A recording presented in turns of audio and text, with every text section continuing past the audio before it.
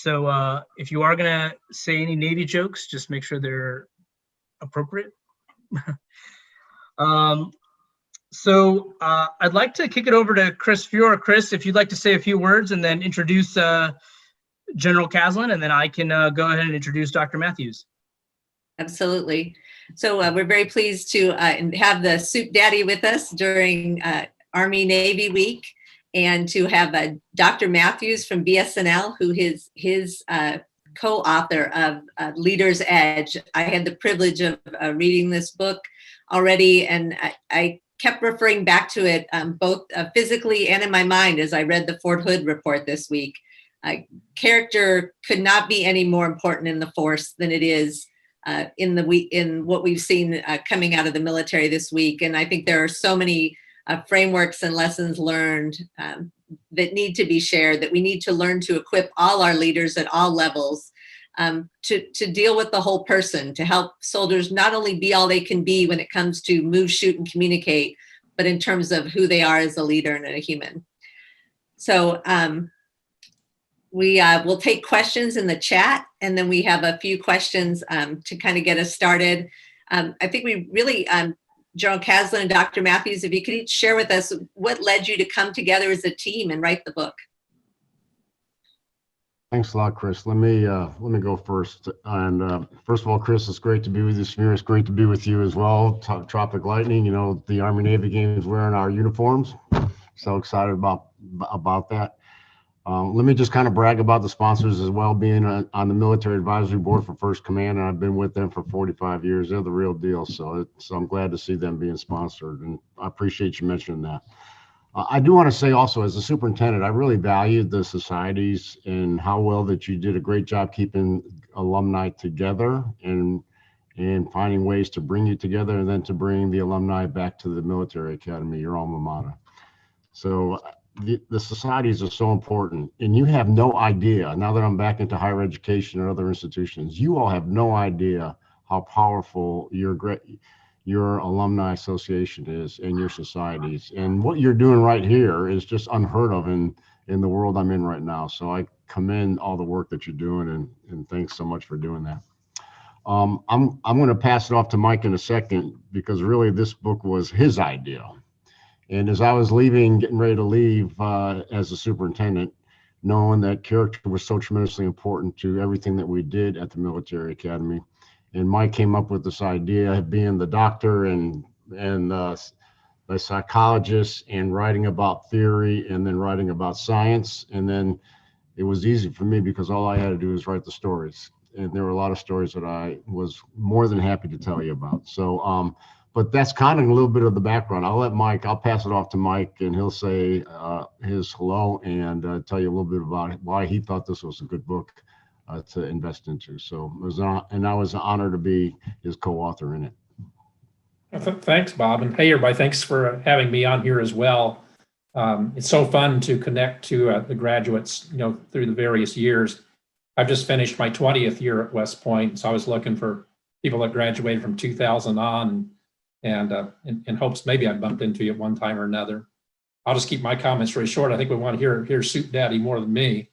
I'll tell you that shortly after arriving here at West Point in 2000, I've been doing most of my scholarly research up to that point on soldier performance or small unit performance, primarily looking at things like situational awareness and battlefield decision-making under stress and things like that.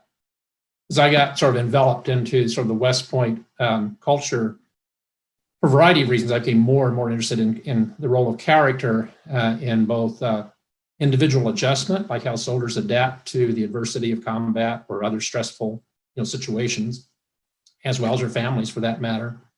But also importantly, as character affects leadership and the interaction between leaders and the organization. So I'd done about 15 years of research on character, collecting most of my data among cadets. Some of you may be familiar with the concept of grit. Maybe some of you read Angela Duckworth's book on grit.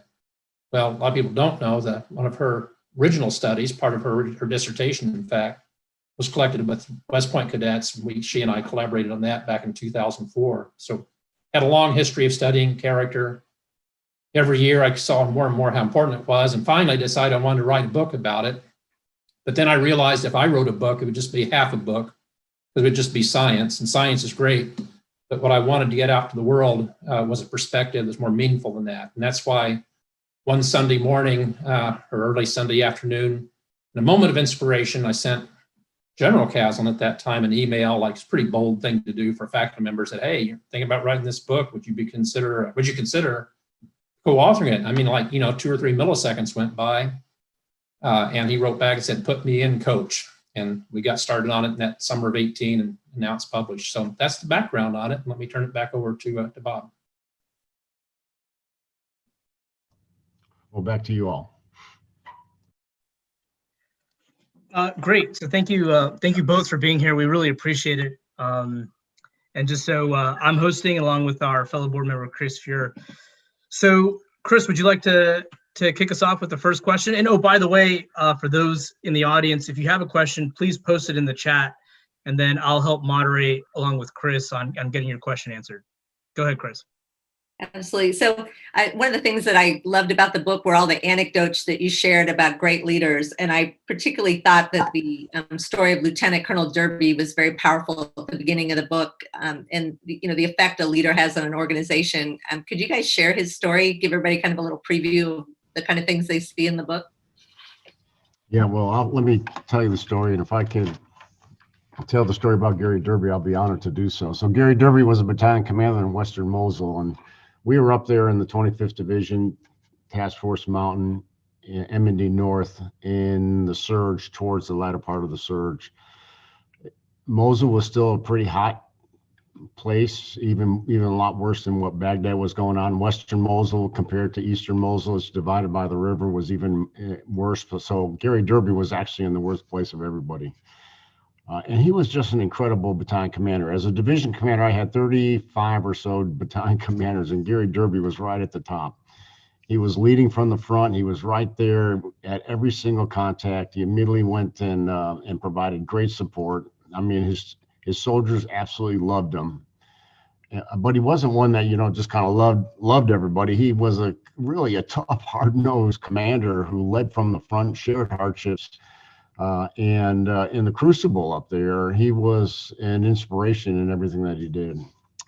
Unfortunately, he got killed by a VBIT, a vehicle-borne IED, that ran right up next to his vehicle, exploded, and it took everybody in that vehicle out. Really sad just to see that. As soon as we got the word of that had happened, we immediately flew up to Mosul. I did, and I sat down with the rest of the battalion leadership and put my arm around them and helped them to try to get through the challenges and circumstances they just experienced, losing their commander. And I saw not only the impact of a very loved commander that's no longer there, but it was not just the impact of losing a commander, it was the ability to accomplish their mission that it had now been. There were some challenges with that because they lost their focus, they lost their leadership. And the importance of leadership in the crucible of ground combat is so tremendously important. And it actually became an issue of mission effectiveness. So we had to scramble around and find another leader as quickly as we did. We brought that leader in there, and then no sooner were they there that there were some other, with that particular battalion commander, some other moral issues that required us to remove him out of command.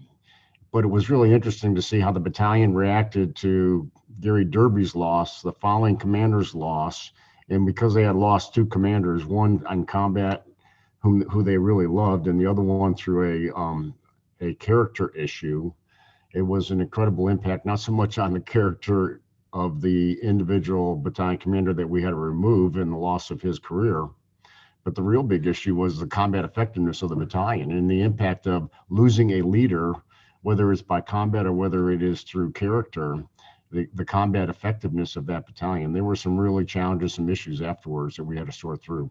So it was clear to me the impact of character in leadership, because you could be number 1 in your class, but if you fail in character, you fail in leadership, and as simple as that. And the reason you fail in leadership is because you lose trust. And if you lose trust, then I think that's the most effective thing that holds that unit together. And it really is the most important ingredient in effective leadership. And And that was clear as day between those two commanders and seeing the impact when both of them were removed. I think that's a good segue. We got a question from Bob Charleston. He mentions he was an honor rep as a cadet. And in light of our broad character challenges, how has honor training and honor standards changed over the past 35 years? Because honor is a huge component of trust. Yeah, I'll start off, and then Mike can help me on this one. So,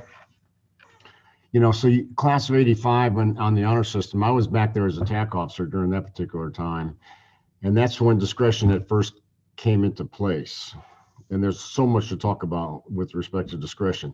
When I was a cadet and I graduated in 1975, there was no discretion. There was no other training on honor other than the honor system and the training for the honor system and honor in itself. And there was no focus on character. So, I mean, really, the character was kind of embodied into people simply by osmosis, by being in that particular environment. And the honor code defined what acceptable and not acceptable moral and ethical behavior was. What I realized that when you talk about character and you talk about integrity, there's an ethic. An ethic is a set of principles, and those principles embrace a set of values. So character becomes more than just honor. Honor is so tremendously important. It's almost like the foundation, but the character is more than honor. It's all the other values that we have embraced. It's the values of West Point's motto, duty and country, including honor. It's the values of the Army that are loyalty and, of course, duty and respect and selfless service. And then honors in there, integrity and personal courage are in there as well. And there may be some other values that cadets have embodied in them as well. So the ethic is a set of principles which embrace those value sets. So character brings us with a foundation of honor, but it brings us significantly to the next level because there's so many other values that are in there. Our book talks about our values most not only from a moral standpoint, but also from of the gut, the character of the gut. I mean, it's like the things like tenacity and perseverance and resilience and things like that. As far as the honor training that was going on, we still had honor training, and honor training becomes tremendously important. But if you really want to change somebody's character, you got to go from head knowledge to internalization. It's one thing to know what's right or wrong. It's another thing to internalize it so it becomes part of your very essence. And that's a significant difference, and it's a significant change. Every single cadet understands duty, honor, country, but whether they live it in their life because they've internalized it is a whole nother question. And the character process, the character development process was that whole internalization. The internalization of those values so they become part of your very essence. Just think of a coffee cup filled with coffee to the top, and I'm holding it here, and then someone hits my elbow. Whether I want to or not, it's going to spill out. And that's what internalization of values and internalization of honor is all about. When I'm faced with a compromising situation, and I really don't even have time to think about it, and my natural reaction is going to be what I have manifested inside of me. And what you want to come out of the values that we embrace, the values of duty and honor and country and loyalty and respect and things like that. And but it's, as you know as well as I do, that's always not the case. So we brought honor as a foundation, but we brought it into a whole set of values that we felt were necessary for success for leadership in the crucible of ground combat, and we brought it to the next level, and that was internalization. So, Dr. Matthews, can you talk about, when we were cadets, I think we took one psychology class, like PL 300. That was all we had.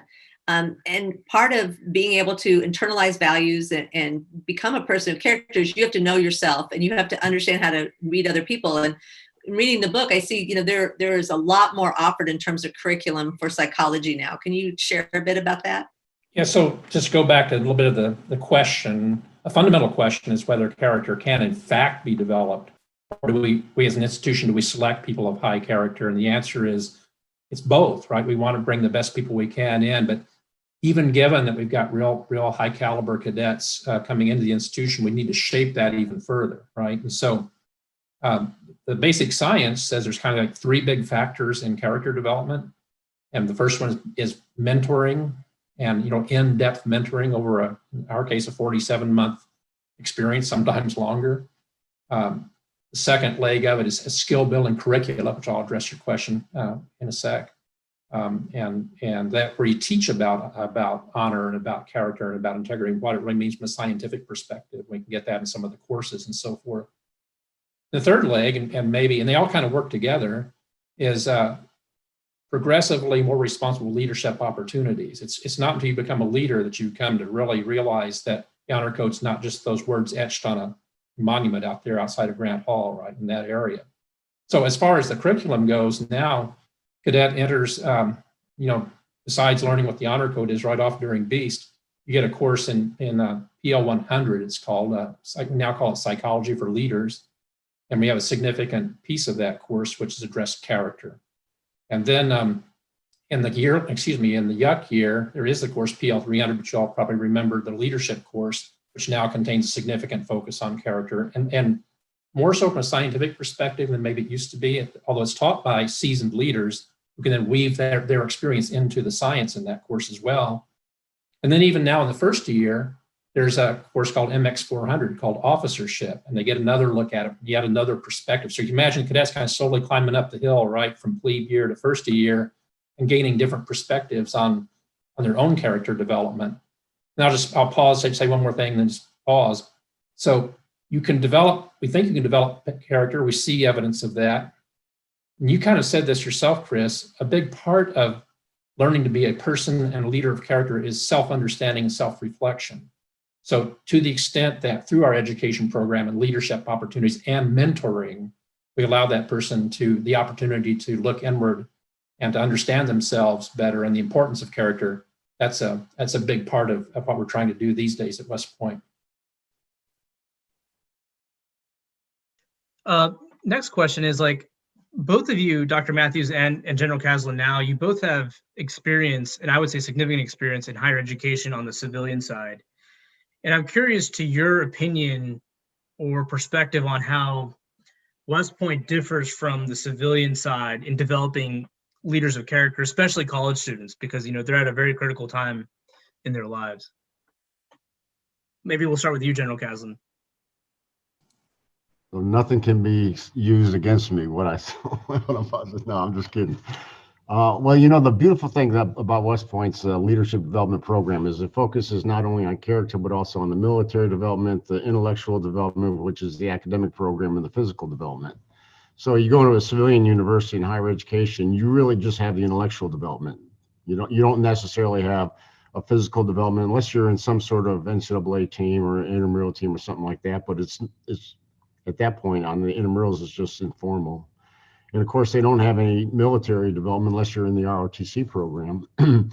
But the intellectual development is very similar, and the depth of the intellectual programs and the academic programs are similar as well. Of course, as a flagship university, we also have graduate programs at the master and doctor, and we're also a huge research university as well.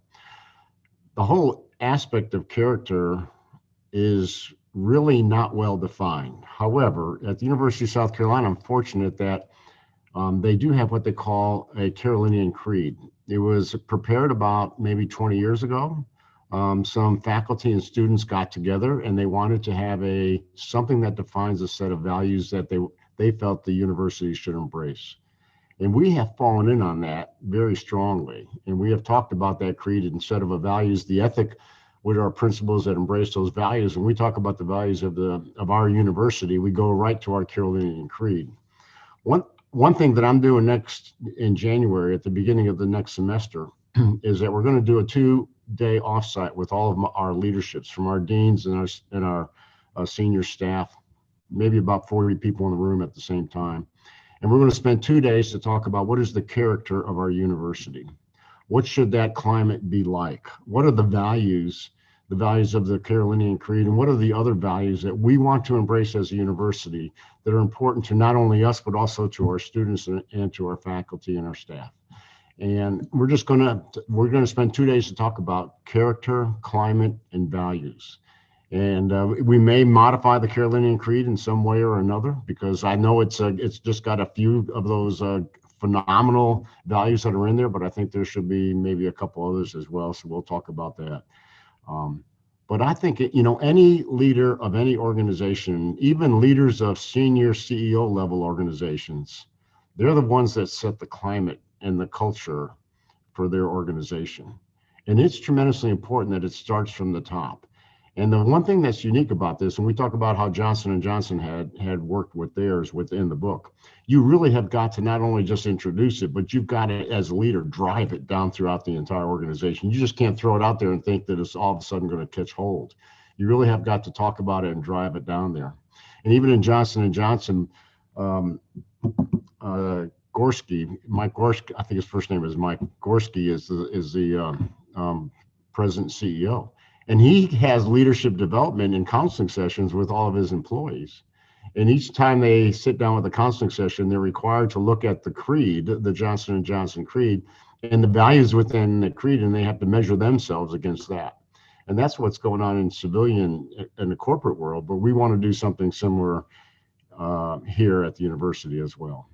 So it really just depends on the leader. If the leader really wants to focus on character development, the values of the institution, how you define those values, how they're articulated throughout the organization, how you drive them down through that, and the rest of all that. I would just reinforce. I'm sorry, Bob. What's your pausing? So I had the opportunity to teach at the Air Force Academy when I was an Air Force officer from 83 through 86, and as I recall, just being a sort of frontline instructor back then at that time, that I see some of you were graduated from West Point, that same era. It was all about the honor code, but there was no instruction in character, not a lot of discussion about character at that time. And then my career goals were such I wanted to be a full-time college professor as my calling. So I got out of the Air Force and went back to my alma mater called Drury, D-R-U-R-Y, Drury College in Springfield, Missouri.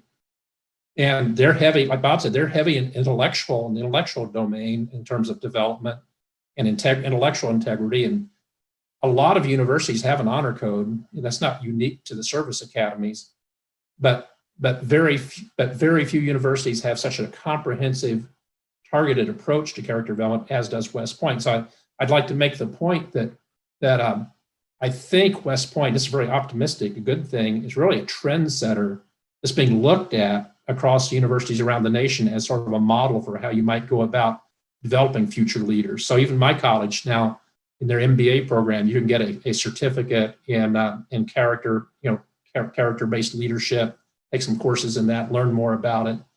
At West Point, some of you may know, the Simon Centers recently, Bob, you may know the exact number, I think they've hired about 10 new staff and faculty in the Simon Center to add intellectual horsepower to figuring out a better way to assess character and development, and just putting a lot more resources toward it. So I think it's kind of a cool thing if you're a graduate to see West Point leading the way for other institutions of higher education in this domain. Since it's Army-Navy week, one of the things you talk in the book is about how Coach Monken came in to the football team and took a holistic approach to developing a sense of character and duty in them that perhaps had fallen away a bit. Can you talk about that? And, was that something that he did on his own? Did he work with faculty on that? How did that come about? Yeah, thanks, Chris. I'll be glad to talk about it. If anybody was wondering whether or not Coach Monken was thinking about coming to the University of South Carolina as we were doing a head coach search, I just the last thing I could ever do to the alumni, I would have been disowned by all of you. I would have been taken off of this program for sure if we pulled Monken away from West Point. Although he's just an incredible coach, he deserves to coach at the Power 5 level, and I'm convinced he'll be a national champion someday. Nevertheless, having been with the program for a number of years, both playing and I was a grad assistant. I came back for 2 years as a coach, and when I was TAC officer, I rolled over and became a TAC, and I was the OR of the team at that time. Came back as a comm, and then as a superintendent, being involved with the football program. I've seen great coaches there, and I've seen not so good coaches. And of course, you watch Navy, you watch Air Force, and see how they're putting their program together. And there was so much pressure, especially when I first got there, even some of the older grads are telling us, you got to go down to the Ivy League, you got to go down to FCS and forget FBS. You'll never be able to be competitive. And my first response was, if Navy and Air Force are competitive with their program, there's absolutely no reason why Army can't be as competitive. And they said, well, you're never going to get the players. I said, you can get a two rated player or a 2-star player or a 3 rated. And if they play and lay it on the line for each other, if they play with tremendous intensity, if they play to levels they never thought was even possible, and they play for the team and for the institution, not for themselves, but for that level, and they have tremendous discipline, any 2 or 3-star team can go against head-to-head with a 4 or 5-star team and beat them every single day. I mean, just look what Army did against Michigan and Ohio State and University of Oklahoma here over the last 3 years. They go in those Power 5 teams and they'll go head-to-head with them. And there's no reason why they can't be competitive at that level, and they are. I remember my first year as a superintendent during the Army-Navy game. It was terrible weather. It started snowing, it was going sideways. And I was looking at our football players, and they were all huddled around the heater. They weren't even paying attention to what was going on the field. And I really was taken back by that. And then it was halftime, and after halftime, when the coaches come out of the locker room, CBS is right there with the microphone, putting it right onto the coach and say, what are you going to do in the second half? What changes did you make? So General Odierno, who is Chief of Staff of the Army, tells me this story. He was standing right next to the Navy coach. CBS is interviewing the Navy coach saying, what changes are you going to do for the second half? Is this weather going to make you do anything different? And the coach's response was, no, it's not. We knew the weather was going to be bad, and we just practiced outside in the elements all week long just to get ready for this. And I immediately, when he told me this, he came over and found me, and I was on the sidelines, and he immediately told me this, and I immediately reflected that our team went inside and practiced inside every single day. And we had worse weather because we were further north, but we got out of the weather and played inside. And I said, we got the wrong mentality. We just got the wrong culture. And there's no way that the Army football team is going to have a winning program unless you get the right leadership in there. So we did the search, and we found Coach Monken. And what Coach Monken impressed us with is really 2 things. He had the leadership that was going to get kids to play to levels they never thought was possible. He taught selflessness. That's one of our Army values, selfless service, which really means it's not about me, it's about the team. And I never want to do anything to let the team down. I want to pass all my courses. I want to make sure I keep up my values. I don't want to get into an honor situation where, not because of a football issue, but because of some other lack of discipline in my life, that I would let the team down. I'm going to make sure I have the right nutrition. I'm just going to make sure that I live a life that is worthy to be a member of that team. And I'm in the Southeast Conference now, and we crave someone who would create that culture. It's totally different down here. It's nothing's about the team. Everything's about the individual, and becoming a pro someday and all that sort of thing. But he created a culture where not only was it about the team, but it was about playing to levels I never thought were possible. And then the other thing that's tremendously important, and this is important that we have this in our life, is this whole issue of discipline. The reason it's important on the football field is you only get the ball 10 to 12 times a game if you're lucky. And if you want to win a football game, you got to put about 30 points on the board, which means you got to score a touchdown or a field goal at least half the time you get the ball. If you end up having 4 turnovers, 4 fumbles, and 2 interceptions, and you're turning the ball over 4 or 5 or 6 times a game, the law of averages just puts you out of a winning position in the first place. You're defeating yourself by just a lack of discipline. Same thing with a penalty on a long drive, when all of a sudden you take a long yardage gain and it all comes back because you have someone holding it off sides. So all of this is tremendously important. So he had to teach discipline. And the first way he started to teach a discipline was he put the standard out for the locker room, and then 2 days later, he went in the locker room, and anybody that was not perfectly to standard, he took everything out of their locker room and he brought it over to the visitors' locker room, and they had to stay there for a couple of weeks. They couldn't be part. I mean, they had to earn the right to come back into the team. So that's what Monken did. He created a culture of teamwork, of selflessness, of grit, tenacity, and discipline. And that's why you have a winning program right now.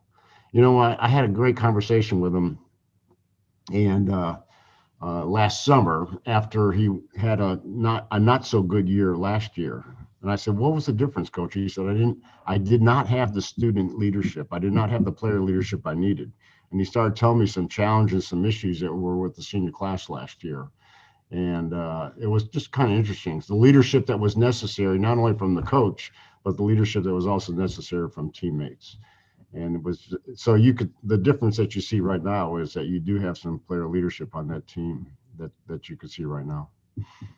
It was interesting. I helped down at the Ranger School, and for the last few years on Sunday, on day 0, when the drop off is, the football team turns out in mass when they have one of theirs going in the gate. The day before, they shave their head, they check the guy's layout, and that I sent Coach Monken a note, because you see that teammate, that not letting down the guy on your left or right. I mean, you always see this big group, and that somewhere in the middle of that group is a West Point football player who's getting ready to go in the gate, and his teammates are there to see him into that challenge. And it's amazing to see that carry over, a couple of years now with them into the Army.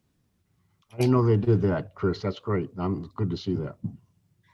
So this next question is from John Lundstead, and he's asking if you, Dr. Matthews or General Caslen, can speak about Professor Tim Bakken's assertions about West Point and the military. Professor Bakken came out with a book called The Cost of Loyalty, Dishonesty, Hubris, and Failure in the U.S. Military, and he actually published it this year. And so, just in the interest of professional discussion and dialogue, we've got 2 books, one about winning and then one about saying that the U.S. military is not winning. So I was curious, to hear your perspectives on the book. And then, I'm sure, every organization faces criticism, so it's not about you necessarily, but love to hear your thoughts on that. And Dr. Matthews, if you'd like to start. I can't say a lot, 'cause I haven't read the book.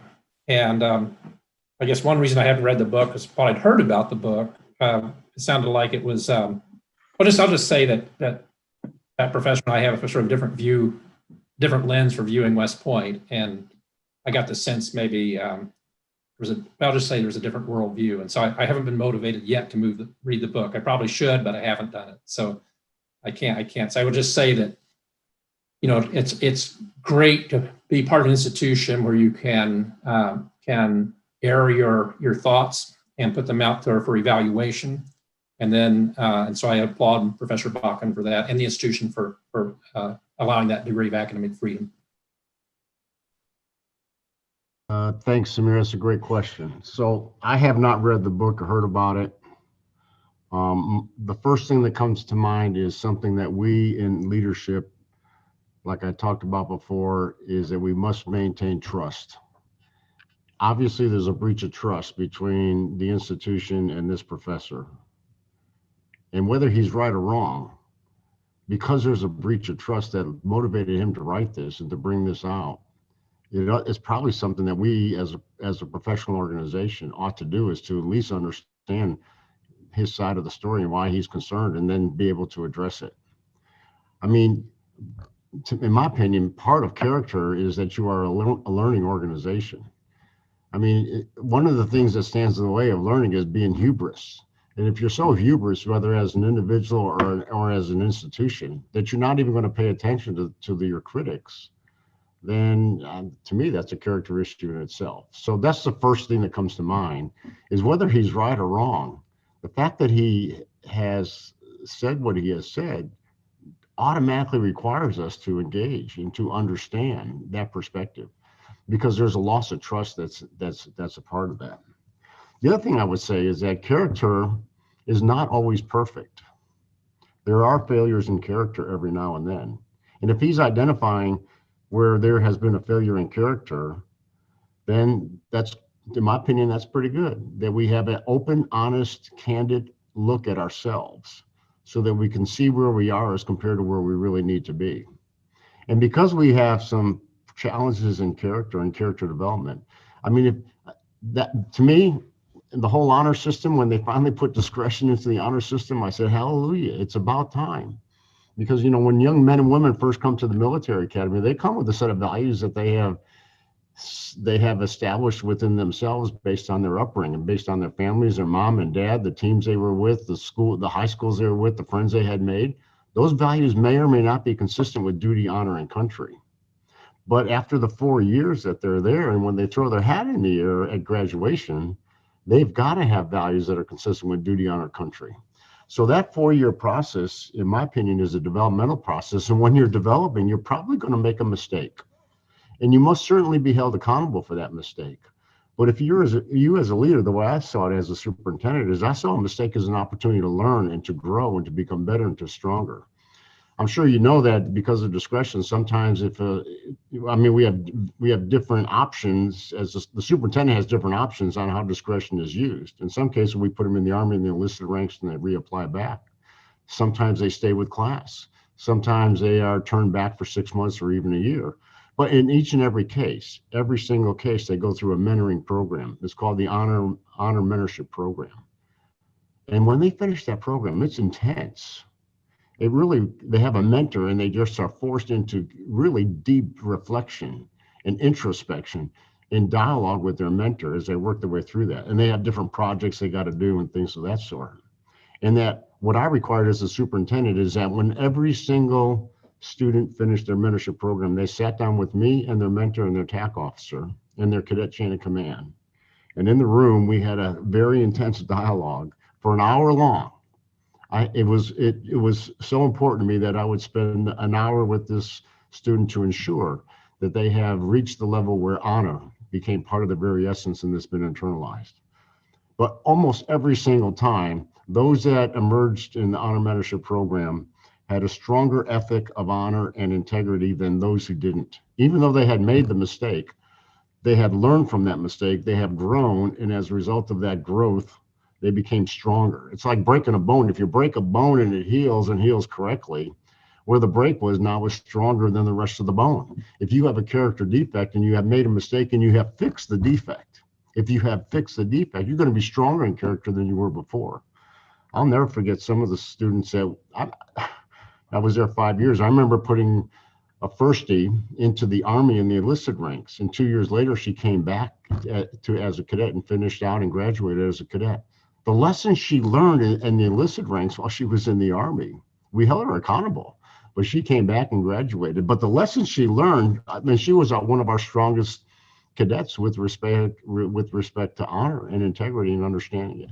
And yes, she made a mistake, but she learned and she had the opportunity to fix it. So if Professor Bakken or Dr. Bakken has some concerns and is calling us out and we have made mistakes, we need to understand that and be honest, open and honest with ourselves and see what we need to do to fix that. And then we'll become stronger if we do it, both individually and as an institution. So, Dr. Matthews, I think you served as a mentor, correct? Sorry, repeat. Dr. Matthews, you served as a mentor for someone who went through the program, I believe. Oh, I have, yes, and it's remarkable, and it's also, you know, there's a lot of mentoring that goes on informally, but with troubled cadets that aren't even part of that official program. So I've worked as a formal mentor a couple of times, and in both cases, the ones I've worked with, they were not sent back to the Army or even what they were recycled for a year. They both embraced it as a chance to get better and to examine themselves more thoroughly and self-reflect and actually pick up a second academic major along the way, because you can do that if you have 5 years instead of 4. Now I keep track for these guys and gals that are out there in the Army now doing great things. And like Bob says, I think, you know, maybe said it today, but it's like if you break a bone and set properly, it's come back stronger than before. I think it's a great analogy. Yeah, it was interesting at Fort Benning. There was a young man who had been in the, I've met several cadets who'd been through the mentorship program. One was such a strong leader in Ibolic that they gave him the Order of St. Maurice, which is normally only given to battalion commanders in the infantry. There was one who during his year of enlistment, he got his CIB and then earned his Ranger tab. And a woman that was part of the mentorship program who was one of the very first women to earn a Ranger tab. And so it's amazing because we all have classmates. I think our class especially, we try to stay close to our classmates who were kicked out of the military academy for one reason or another. And a lot of them have gone on to do great things with their lives. And if they'd had the opportunity to be part of mentorship, they could have really given a lot to the Army. Just one thing I've noticed, it's sort of a side comment, that unfortunately I've had a couple of cadets along the way through 20 years who did something bad enough they had to go. In one case, it was had to do with illegal narcotics, and so forth. But even in his case, I've kept in contact with him. He was still had a lot of merit as an individual and learned tremendously from his mistakes. He got to apply that hard lesson learned outside the context of the military. So even in that case, you've got someone who comes from this institution which values character so much. Even when they fail and we don't let them stay in the institution, there's still the potential for great personal growth. And some, he's got a criminal conviction, but he's living a life, honest life, and doing the right thing now. So this next question comes from Joe Iacono, and this is really more for General Caslen, but I think Dr. Matthews, you can weigh in actually. And so General Caslen, when you took over the presidency of University of South Carolina, there was a lot of debate, and there was definitely a lot of news articles about how you were appointed and things like that. And obviously the faculty, and this is why I bring in Dr. Matthews, is the faculty of USC had some opinions on bringing in a military leader that was tested and really proven in my view in a lot of ways. And they didn't feel like your military experience was a positive asset to the institution. But I think what you've done so far you could probably write another book about it, actually, if you really think about it. I was wondering if you can touch on that. Like, what was it like taking over at a time when, probably half your staff probably didn't like you or didn't think you were worthy of the job of the presidency? Well, thanks, Samir. It was really ugly. So I would just say it was probably the most hostile environment I ever walked into. Right before the vote was made, it was just really ugly. And one of the professors of sociology wrote me a note, and he said, Caslen, here's what's happening. He said, you come from a culture of character. He didn't know I was writing a book on character or anything like that. He goes, you come from a culture of character, and character is important to you. But this is not really important for these folks. And they're going to take your words and intentionally twist them. And so that you can be publicly attacked and your character will be publicly attacked.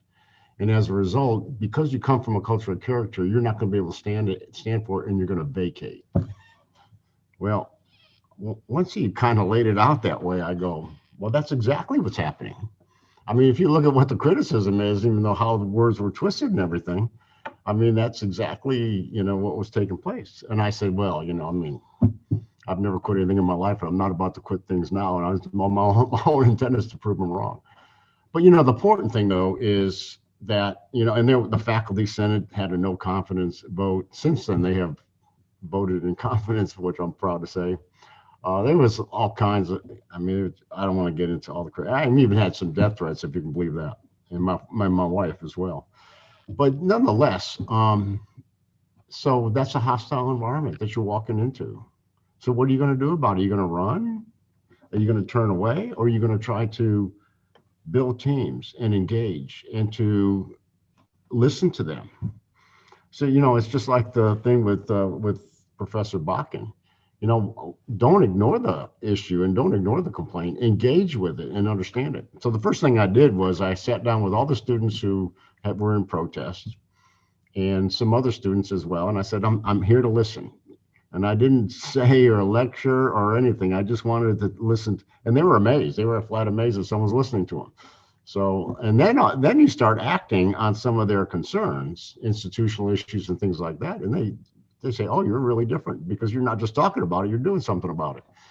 And then I did the same thing with the faculty. All the different faculty groups, I would go out to the faculty groups and meet them. And then I went to each one of our colleges and the deans of each college, and we brought the faculty together, and I sat down with them, and I had faculty lunches and And I had student lunches and things like that. So I spent my entire first year just out of the office, as engaged as I could at the grassroots levels, talking to faculty members, talking to faculty leadership, talking to the staff as well, and then spending a lot of time with the students. Really interesting to see how social media plays in these type environments, these really close-knit groups, like the student body and the faculty of the university groups. And not that you have to influence social media. I think General Marty Dempsey called it the echo, the digital echo. It kind of bounces around, and it doesn't matter how true the posting is on social media. What matters is how many likes you can get. And when likes matter and the facts don't matter, then the truth becomes distorted. And when truth becomes distorted, then trust is lost. So this is the impact of social media today. But social media is a reality. So whether or not it has facts or not, the fact is people watch it, post on it, and listen to it. And I really felt how social media is a means of communication, how important communication was to not only get your message out, but to engage. And it's not my message. It is, but it's not necessarily about me. It's about them. And I really had to reach out to them and listen to them, so that I understood what their concerns were, not only about me personally, but what their concerns were of the institution and the programs that we had and things that we had to change. Then the next thing we did is we put together a strategic plan. So this is my last year offsite theme. So I took all the leadership, and the first time in the history of the university, they had that leadership together. So this is part of my team building efforts to try to build teams. And we sat down for a 2-day offsite and said, we're going to come up with a strategic plan. Or at least the skeleton of the strategic plan. The first thing we're going to talk about is the vision statement, then the mission statement to support the vision, and then our strategic priorities. That was an amazing event. I remember standing up there and saying, okay, where do we want this university to be in 5 to 10 years? What's our vision? And silence. Then, no one had ever thought that way, and I said, so we started throwing things out there. I said, what about to be the preeminent flagship university in America? And they looked at me and says, Caslen, you don't know what you're talking about. We're not like Michigan State and Penn State. I mean, they have the best facilities, the best laboratories, the best research, the best faculty. I said, we're flagship. We're a flagship university that serves the people of South Carolina. That means access and affordability have to be important so that they have ways to get here and that they can afford it. And, you go into all the different challenges with access and affordability, particularly from a demographic side and a diversity side. Our diversity was so messed up. 27% African Americans in the state of South Carolina, 9.5% of our student body, and 4.5% of our faculty are African Americans. So we're hugely underrepresented. Just the fact of having a conversation about becoming more representative, because one of the foundations of building trust is that you look like your client, or even start moving in that direction. And we're so anyway. So that activity really, not so much, it was not about me, but it was about bringing people together to have a common vision of an organization, a mission statement, and the priorities that would support that, and to move it forward. And then, then we went back and forth afterwards to get programs and get the money for the programs, just like any strategic plan. Now we have all the metrics up, and we got dashboards, red, green, and orange. So it's really, and everybody's talking about our strategic plan. It's just driving the whole institution. But what it does is it brings everybody together. And that's what I felt based on my really conflicted arrival. That's one of the things that we really had to work on. But I love the challenge. Don't get me wrong. Once I realized this was going to be some hard work and the challenges were out there, I said, I'm in, so count on me. Like I said, I've never quit anything in my life I wasn't about to quit right now. So. Dr. Matthews, what was it like writing the book with General Caslen amongst all this stuff happening? And you yourself are a faculty member across a couple institutions. What was that like? What kind of perspective could you share with us? Well, the reason I sought out, General Caslen to work with me on this book was to get this practical perspective. And I think in the foreword, Marty Settleman calls it the long perspective, because he's led at every level from platoon all the way through the Corps of Cadets, and lots of big things in between. And so, to be able to take my views, which are honed by scientific studies with large N's and eigenvalues and R squared, it's all stuff you may go into post-traumatic, statistics disorder, but you hear those words, to take that and to translate those into Bob's practical experience and to frame his important leadership experiences, weave the science into it, really, to weave the science into that was just really a broadening experience for me. So I feel like, I'm a much broader, more informed scientist than I was prior to that experience. It was great. Just in regard to your other question, I had great sympathy and concern when my friend and co-author Bob took that job, because I know a lot about faculty culture in traditional universities, and it's just full of tripwires and minds and so forth that can go wrong. But I think that what you just heard is a case study that should be published someplace of how a person can come in and change minds by doing the right thing and demonstrating character, yet building trust by competence, building trust by exemplary character, and building trust through caring for the people, even those who disagree with them. And those 3 C's, we call them the 3 C's, are the pillars of trust: competence, character, and caring. And you saw that, you heard those words just now. So Bob makes everybody around him better, including pointy-headed scientists like me. We've got a few minutes. Chris, do you want to take the last question? I'm reading these real quick. Here's one that came up, and I know a lot of people sit on boards for congressmen and things. It says, is there a way to identify someone who is a good candidate for development into a leader of character? What would you ask prospective candidates for the class of 2025, or is it something that can be identified ahead of time?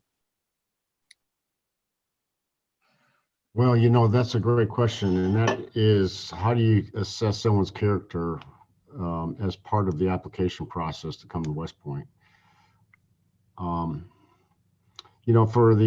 For Sandhurst, I remember going over to Great Britain, to England, and watched how Sandhurst does their application process. They actually bring student applicants in for a weekend, and they put them through some really tough. Just think of the leader reaction course, those type of leadership events, and they also really measure them, and they see their interpersonal skills, their team building skills, and they're just being evaluated 24 hours a day for 2.5 days. And part of that is the evaluation of their character as well. And I got a chance to actually observe that for about a day or so. It was really amazing. We could not do that because we're such a large institution, but we still had the requirement to make sure we're bringing in men and women of exemplary character and in other skill sets as well. So what Colonel Deb McDonald started doing was, part of their application was an essay, and the essay required them to write about character issues. So you got a chance to observe them and on a tough situation and how they would react to it. Obviously, they're going to spend some time thinking about it, probably get some mentoring as they prepare their response on the application. But it turned out that was a very important part for the admissions groups, the mission committees, as they looked at applicants, to make sure that they were men and women of character coming in there. But like I said, not everybody has duty, honor, and country already emboldened within their heart and within their soul, not like they are when they're ready to graduate. So that's a process, it's a developmental process that they have to go through. And the first thing we do is to teach. We teach what are our values, and what do those values look like, and how are those values demonstrated in performance and in leadership. And then you bring it to the next level. How do you create reflection and introspection to see where you are as compared to where you need to be, and to get that assessment and to get that honest, open, candid feedback. And then once you have that feedback, then how do you realize and being introspective that you have to change so that you become internalized?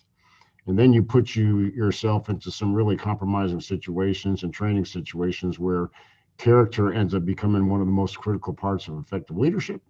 And then that's a process that when they finally graduate, they have those values internalized. But it is a challenge to bring people in to recognize that character set. But the good thing about it is we don't see it as a one and out. We see it as a developmental process. And and we take responsibility as leaders to develop the future generation, and we develop them not only with competence, but also with character. I have collected data among our cadets. There's a character survey or questionnaire called the Values in Action Inventory of Strengths. You want to take that, you can just go into Google and put character strengths survey, it'll pop up.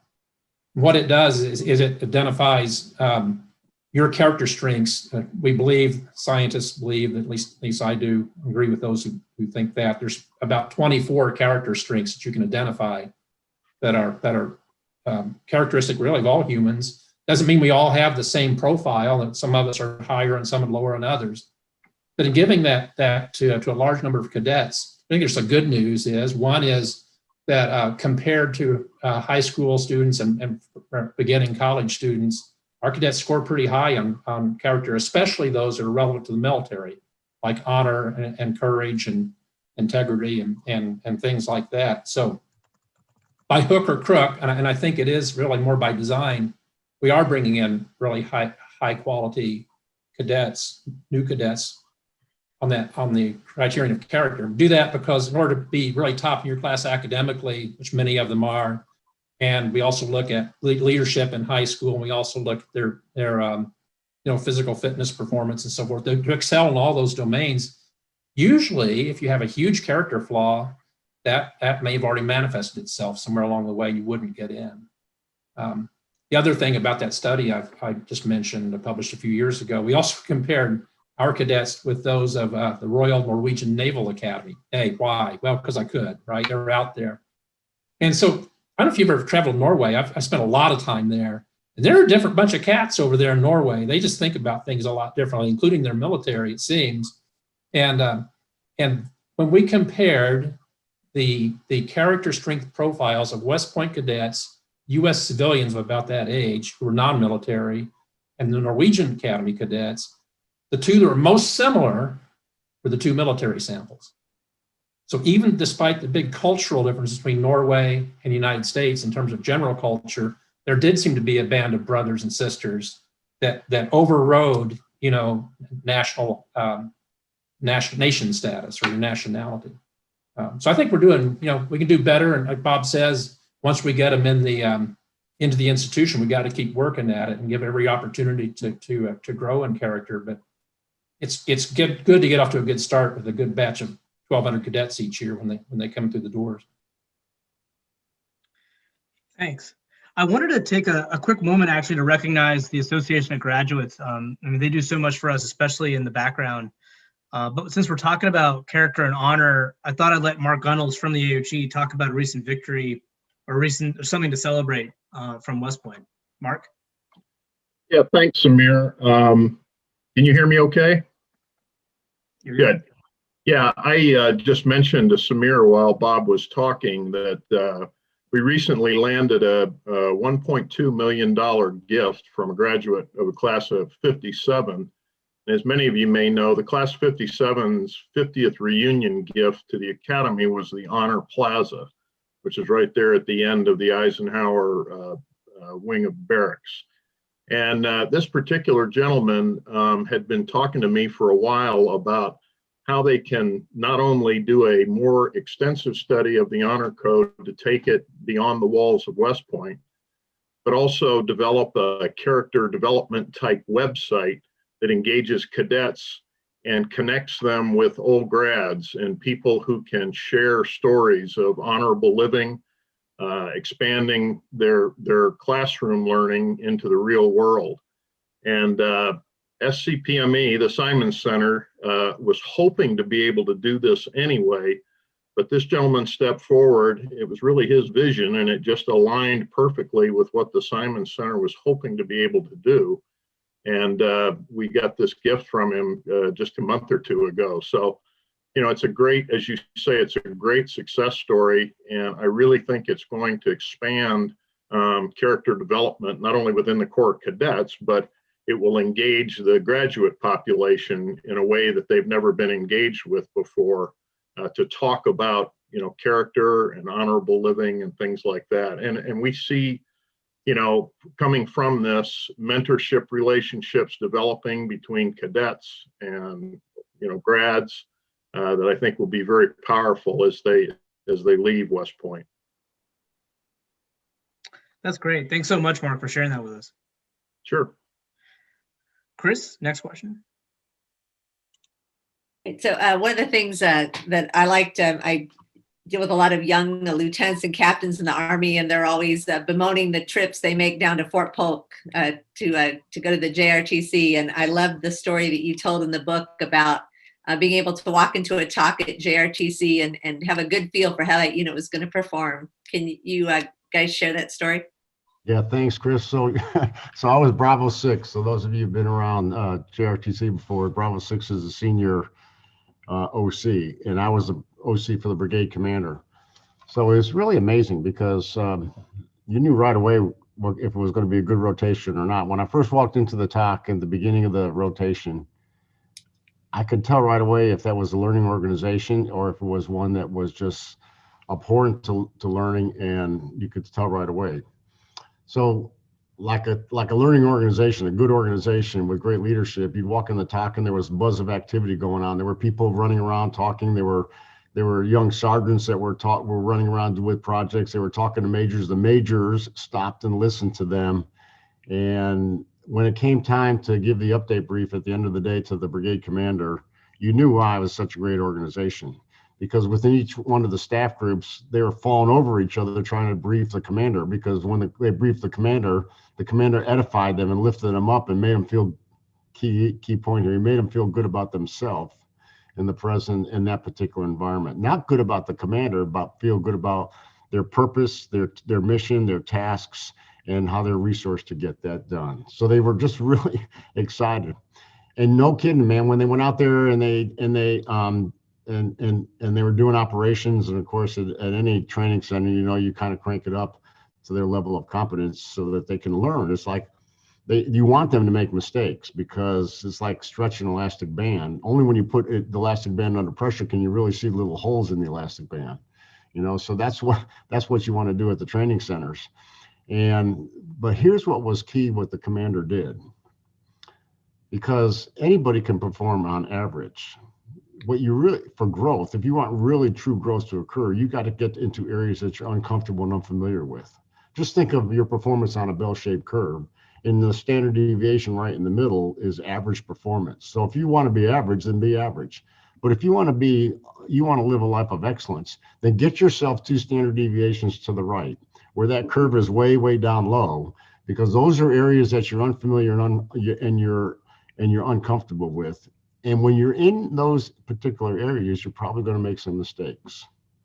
And here's what is key to the commander, to the boss. This is a commander of character, that he encourages the subordinates to get into those areas so that they can learn, knowing that they will make mistakes, and he will underwrite the risk associated with that mistake. Because the mistake is not a mistake that brings embarrassment to the organization. It's a mistake as an opportunity to learn and to grow. Not only to learn and grow as an institution, but to learn and grow individually. And when a commander can underwrite the risk of making a mistake as an opportunity to learn and grow, then you have a learning organization. And then I walk in some organizations and it's like ice. It's quiet. No one's talking. Everybody's glued to their computer screen. There's no other side conversations going on. And you're saying, what's going on here? And then it came time to brief the commander at night, and you knew exactly why everybody's glued to their screen, because they're only going to do exactly what they're told. And the commander would just be ripping people apart, chopping them off their knees, publicly embarrassing them. And nobody wanted to brief the commander. So it was always left to the senior staff officer, and he or she was the one that had to brief the commander, because no one else wanted to go through that experience that the commander just kind of ripped them apart like that. And when it came time to conduct operations under the stress of no sleep and all that sort of thing, they all fell apart every single time, because no one wanted to exercise initiative. They were only told exactly what to do and nothing more, because they knew if they were going to exercise initiative and get into that uncomfortable area and make a mistake, they're going to be ripped apart. It was an amazing dichotomy between really positive leadership that had a purpose and that it was a learning organization, and the commander created a culture of character to allow that learning to occur as compared to those that weren't. And it was a hostile environment that everything was wrong. So that was my JRTC experience that I would share with you. But it was a tremendous difference between two different types of leaders. So. One of the things in the book you talk about is the importance of kindness and love. And, we have a military where toughness is valued. And one of the things as I read the Fort Hood report, you felt like there wasn't a lot of kindness going on at Fort Hood. Can you talk a little bit about, as a leader of a organization that's jobs close with and destroy the enemy, how do you show kindness? Well, I think I'll let Mike jump in there if you'd like, Mike, to first talk about that. I think that was your part of that, but I do have some thoughts about it. I'd like to talk about Dan Hyde with respect to that too. Oh boy, that's a good question. It's sometimes perceived by cadets, I think, that kindness is a weakness. That you've got to be tough as nails and yell at people and have that sort of authoritarian leadership style, such as it is. And I think we still hear that in PL 300 that they'll listen to all we have to teach them, and then kind of there's that 10% that wants to furrow their brows. I know that's not a real masculine, manly way of leading, right? And whatever. But real, true leadership, I think we have great examples in the book. Bob's got a great example of a former cadet who was that he led, who was killed in action, and the kindness he showed that family, and I think he's still wearing the bracelet for the cadet. Probably has it on right now, right? Or right there. So, that unconditional support and caring for your subordinates does not mean that you don't correct them, that you don't hold them to standard. Rather, by holding people to standard and allowing them to grow within the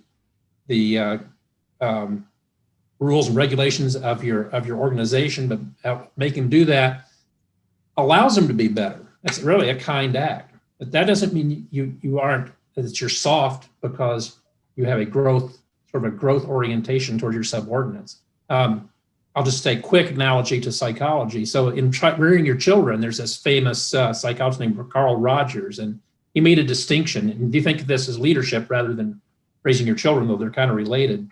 So the surest way to screw up a kid is to have impose what are called conditions of worth. So I'll love you if you make an A on your report card, or I'll care for you if you score the leading scorer in the basketball team, or whatever it might be. But if the child does not live up to expectations, you withhold love and attention.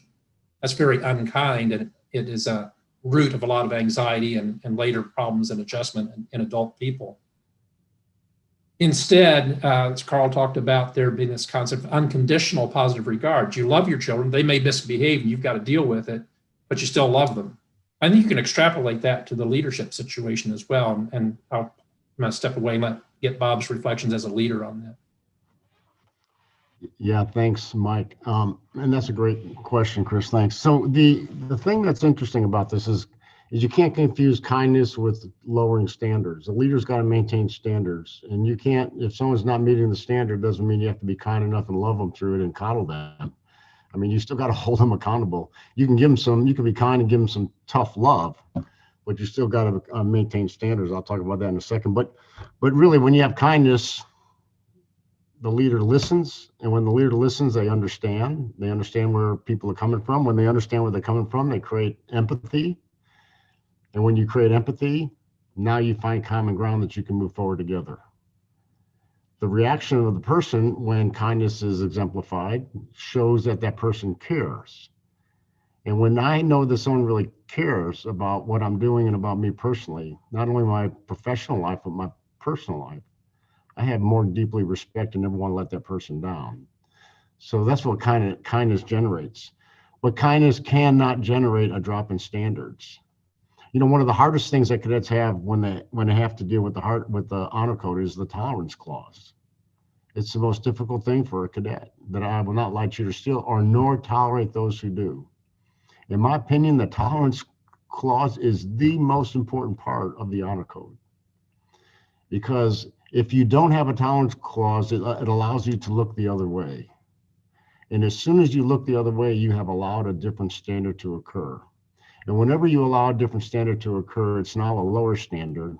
And this becomes cyclic over time because you continually look the other way. And when you continue to look the other way, then you have finally bottomed out and you have lost the most important part of that organization's chemistry, and that is its discipline. So tolerance in teaching non-tolerance in standards is one of the most important things we have to do. We really have to teach cadets on how to be able to not look the other way, but really to understand when things are not right, to have the moral courage to be and the candor to be able to confront, care enough to confront. Kindness is caring enough to confront. And that's that's a really important element of all of that. So kindness is huge. It really is, because it not only creates that empathy, it sends the message that you really care, but don't confuse kindness with lowering standards, because the last thing you want to do as a leader is to lower standards and then ultimately lose the most important ingredient in your organization. That's its discipline. Thank you, sir.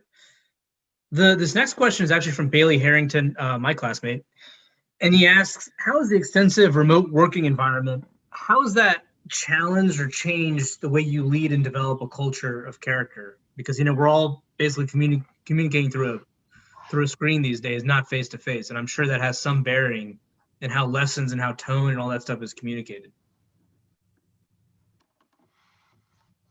So let's start with Dr. Matthews, perhaps, or? Well, I could just jump in and say I'm probably not the best person to ask. I'm on sabbatical this year, and I've avoided a lot of the Zoom world that we're all living in. I can report to you that as you probably know, that a lot of West Point classes are hybrid, and so there's still a lot of face-to-face contact, personal contact occurring within the core and between the core and the instructional or faculty side and the TAC side. It's not like everybody just staying in their room all the time. It's certainly, I think, challenging to establish that human connection, though. When I teach, I like to be in the classroom and be able to look a cadet in the eye and have that intuitive sense of connection, which is really hard to establish, over the internet. I've heard people speculate about concern, not just at West Point, but elsewhere. How do you keep people from cheating? Well, I'd like to hear Bob's point of view. But if we've selected well and instilled the proper values or developing the proper values, we don't need to safeguard against cheating. You can't honor proof everything, right? So our trust of the cadets is important too. So if I trust my cadets to behave honorably and set the occasion for that and have that expectation, in my experience, they live up to it 100% of the time. Now, I don't know if this, again, if you'd ask one of my colleagues who's taught 4 sections of PO 100 remotely this term, they might have a little different spin on it. But I think, that our values, the Army 7 values and the West Point values will prevail as long as we hold that expectation high. So I would add this. That's some great insights. So we were in person, but a number of our classes were remote classes. But I remember when, like right around Labor Day, we had a high spike of positive cases. We have 35,000 students, and you can imagine when you have a high spike. So, and I knew we were communicating by Zoom in a lot of those meetings like that. But I knew the doctor that was running our student health clinic was really being stressed. So you can't tell that by, a conversation like this. But I just knew that, I just had a sensing that there was a lot of stress going on. So I grabbed Mike, so I said, let's go down and see her, see how she's doing. So we went in there, walked in her office and spent some time with her and went eye to eye. And this is, in these really tough times, you really can't, there's nothing that takes the place of a commander or a leader going down and looking someone in the eye and seeing what really is going on. And I looked over there in her office in the couch, there was a sheet on the couch. I said, Debbie, that's a sheet. Are you spending your nights here? She goes, I am. She's working 24 hours a day because she cares so much about what's going on and the students and stuff like that. I had no appreciation of what she was doing and how much she was sacrificing for our students until I actually saw her face to face. So we may think Zoom and virtual, it takes the place of face-to-face leadership, but there's nothing that will take the place. The one thing that's about Zoom, it can kind of give you this false security. And I guess the way I measure it myself is what I do in a computer in my private life consistent with the values that I do in my public life. In other words, are the values that I live in private the same values that I live in public? That's a great litmus test of your character. Because if you can say that, no, I'm going to do stuff on my private life, or I'm going to say stuff anonymously on a computer or on some sort of social media that's not consistent with the values that I'm a part of, then I probably have a problem with my character. There's probably a problem with my character, because I believe, especially in the military, I mean, America entrusts you with their sons and daughters to lead them 24 hours a day, 7 days a week. They don't want you to turn character on and turn character off when it's convenient, when it's not. They are entrusting their son and daughter to you to live and to lead them 24 hours a day. You don't have the luxury to turn character on and off.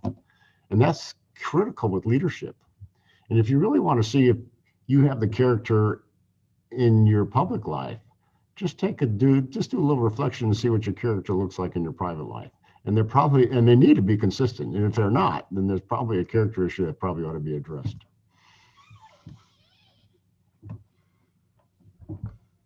Samir, do you want to ask that last question? Yeah, 1 second. Let me pull it up. It's kind of long. It's actually from my other classmate, Grace Feldposh. Her question is, same thing I think we talked about earlier. Empathetic leadership equates to weakness in corporate America.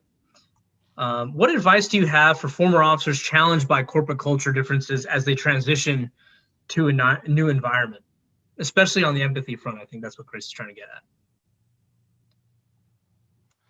My experience is that the leadership I learned in the military is very well received here at this university.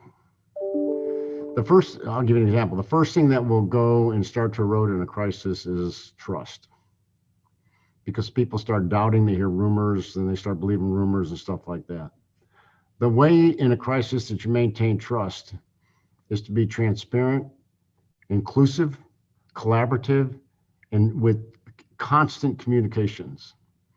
And I realized that what I had to do in this pandemic was communicate and communicate and communicate. Communicate to students and to their parents, communicate to the legislators, communicate to my board, communicate to the community members that are around the community that we're a part of. And it was constant communications. I think I've done as many as 50 town hall meetings since last April, May timeframe. And with all kinds of different groups, just like I'm doing this right now. But the communicate, and then letters that go out and stuff like that. And the feedback has been very, very, very strong as a result. But that's something that we do in the Army all the time, is we keep people informed, right? We talk, we communicate with each other, we communicate up and down, we communicate laterally, we communicate formally, we communicate informally. And the good thing about the military is that we take a hard look at ourselves, called the AAR process, the After Action Review process. All that's important. So we started bringing some of that stuff in, and we put some planning teams together, and we included faculty in the planning team. The faculty was overwhelmed, and then we included students into the committee, and the students were overwhelmed. And I remember the first time we put out an email to the entire faculty that summarized where we were, what we're thinking, and where we're heading.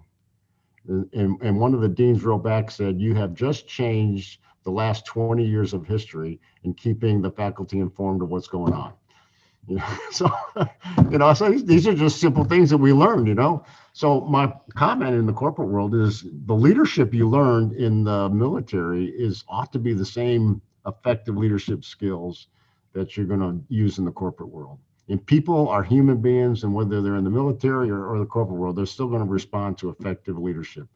And you want effective leadership, build trust. You want to build trust, be a man and woman of character and be competent.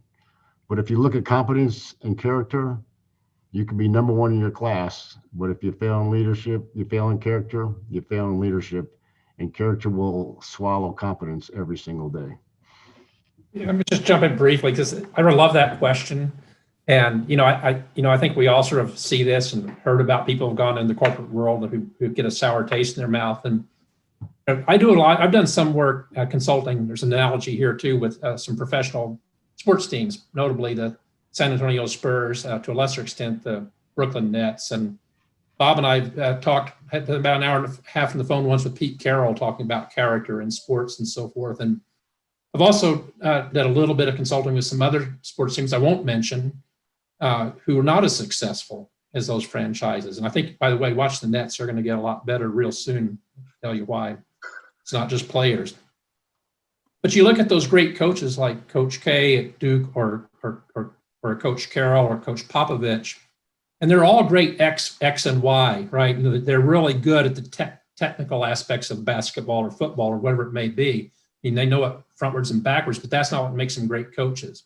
I've sat there during practice and at the sidelines of games and watched Coach Popovich, how he builds trust among his players, and I'd say he probably puts 70 or 80% of his effort more into the character and trust and caring piece of the equation than he does the X's and the Y's. Those are good players. They know how to play basketball. So I think you can see an analogy that to the corporate world as well. Leaders need to learn the lesson that we know from the military and from excellent sports organizations like the Spurs and the Seahawks, that leaders who invest in their people through character and through caring and through commitment tend to be successful, as the subtitle of our book says, to win and win the right way and win for a long time and to win consistently.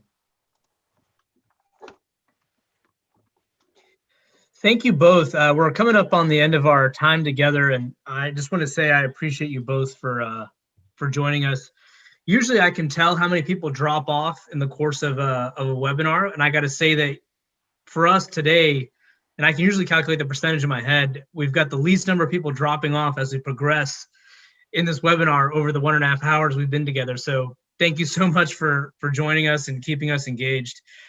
For those that haven't bought the book yet, please go ahead and buy the book. I'm posting a link to purchase that book from Amazon or your publisher of choice or bookseller of choice in the chat link. So please go ahead and buy it. And so we can catapult the awareness of this book to the top of the Amazon ratings as well.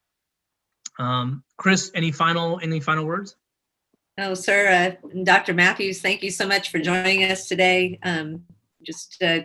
As always, it's good to hear from West Point and to learn and stretch our minds as leaders who are out here, both with the military and the corporate world, and how lucky we all are to be part of the West Point community. Thank you for having me. Well, thank you both for what you're doing. Thanks for having a great society. And, I sat in when you had this session with HR, my good friend, HR McMaster, and that was really fascinating to watch that as well. So keep up the great work and keep yourselves connected with the alma mater. It's great to see that. And if I could ever do anything for y'all, just please call. I'm only a couple hour drive away and would love to link up with you and have a Benny Havens or something like that. And I hope you all have a great time at 3 o'clock on Saturday afternoon. Get all dressed up and you got your place where you're going to watch the Army Navy football game, and let's go Army beat Navy. Cool. Yeah, when the pandemic's over, you're up here for class reunions, come down to the second floor of Thayer Hall and say, hey, I was sat in on that webinar, and say who you are, and I'd love to meet you face to face. Thank you so much. And for those of you in Atlanta, we changed the venue for Army Navy. We're meeting at North River Tavern. Sports and Social was being un-American and not committing to playing our game on the big screen and not playing the audio because they wanted UGA to take precedence. So we're changing venues because of that. So North River Tavern. But that being said, I'm going to leave the webinar on for you to finish some of your private conversations. I know some of you guys chat privately. But that being said, thank you guys so much for joining us. And thanks again to General Caslen and Dr. Matthews. We really appreciate you. Thank you. Good night.